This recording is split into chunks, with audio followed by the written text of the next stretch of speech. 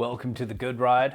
I'm your mild-mannered reviewer with an ironic last name of Beastie, who's here to bring an honest, objective review of the LibTech Dynamo 2025. An excellent, technical, poppy, lively, fun-turning board for those who see a lot of hard snow but still want decent performance and powder. This is an honest, objective review with zero brand oversight. And if you want to support content like this, then give Blower Board Shop some love. They have a wide variety of gear and they'll compete with the big brands online out there in terms of shipping, response time, price matching, all that stuff. So for 2025, the nose and tail changed, but the contact area is the same. And I've reviewed this the first year it came out and then rode it on and off after I reviewed it a bunch of times. Then rode the 2024 when they changed the top sheet in a 56 and a 59. Then got this 56 and tested it again just to see if the new nose and tail are any different in terms of ride. It's not. It still feels almost exactly the same on snow in groomers. It's just a little different in powder. I've ridden this with a wide variety of boots, Union Atlas, and now Union Force Binding, so that's what I'm riding the most now. And then I compared this to the Lib Rig, the Anti-Gravity, the Black Snowboard of Death, and a few other all-mountain boards. So let's talk sizing. After riding the 156 and the 159, I've come to the conclusion that the 156 is a great fit for me. It matches up well enough with my boot size, and it handled my weight pretty well. The 59 I felt outmatched when it came to turn initiation. It wouldn't be the kind of board I'd want to bring into the trees. Where this 56 felt fine just about anywhere I wanted to go, and it felt more like what it should be turn initiation wise, which is medium quick. Now let's talk about the elements of this board that give it the on-snow feel that it has. First off, let's talk shape.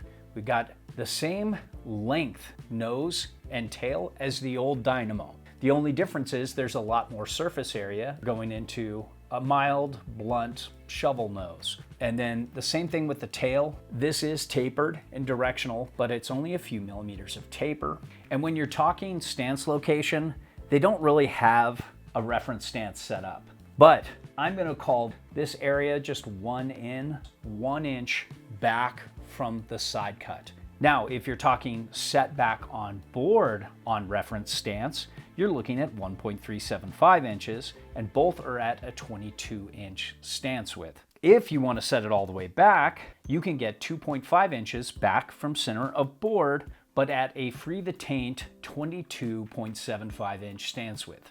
Then you throw in this camber profile, which is basically full camber from tip to tail. There's only a very slight, very passive bend in the middle, but you're not gonna get that easy to skid a turn kind of feel with this board. So it's a little more catchy for sure. Surprisingly though, it's pretty doable switch, and it has this consistent feel in all conditions. The personality doesn't change, and it has decent directional float, but not amazing float, mainly because this is full camber. It's not the best board for low angle powder riding. It's a little better for steep angle powder riding for sure. But I thought it would be worse for having this much camber. Let's talk Dynamo Flex.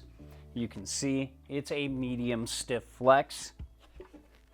Pretty stiff in the nose. It doesn't seem to have much more give there. Tail seems to be maybe a touch stiffer, but very similar. And overall, it's a very lively, poppy flex. It's not that easy to butter in the nose or tail, but it pops really well on an ollie and springs really well out of a turn. And this does really well in hard, uneven snow, and in soft, uneven snow, it can be a touch bucky, but it's really not that bad. And I don't think most people will have any complaints if they're out to ride all day. So let's talk about the side cut and how this personality translates into edge hold and turning experience. First off, you have 7 medium-sized bumps. This isn't full-on mag, but it's not their mellow mag either. And I found that in hard to occasionally icy snow that I've ridden this in, it does incredibly well. What's even cooler is it doesn't really grab too much in softer snow either.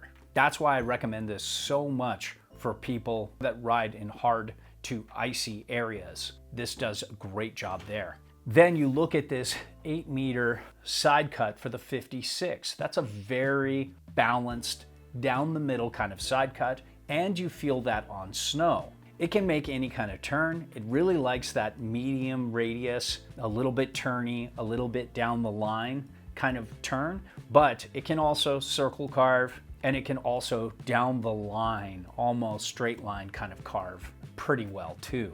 It's an all mountain board. It's made to do a little bit of everything. You can weight your turns any way you'd like with this, even though it has a little taper. It doesn't feel very washy. You can front foot, center weight, and back foot weight your turns. I found that it's a touch better back foot weighted, but overall, it's a very versatile ride for any kind of rider and how they like to weight their turns. And of course, the spring out of the turn is exceptional with all this full camber pop. When it comes to base glide, the base is a little thirsty. It needs to be waxed more than others. It's good, but not great. And if you're riding more hard snow, the base isn't as important as it is in soft, wet snow or powder. So overall, I really enjoy this Dynamo. I keep coming back to it year over year, and I keep recommending it to those who see a lot of hard snow. I like the extra surface area in the nose and tail for powder, and it helps a little, but I would definitely get this more for harder snow riding, good groomer riding, getting air, making great turns. That's where this board shines. So thanks for watching, and if you want to support the Good Ride, like and subscribe. Buy through our links, especially through our sponsor, Blower Board Shop. They're doing a lot to support honest, objective reviews at the Good Ride. Join Patreon. You can get free advice and early access to reviews. So there you have it.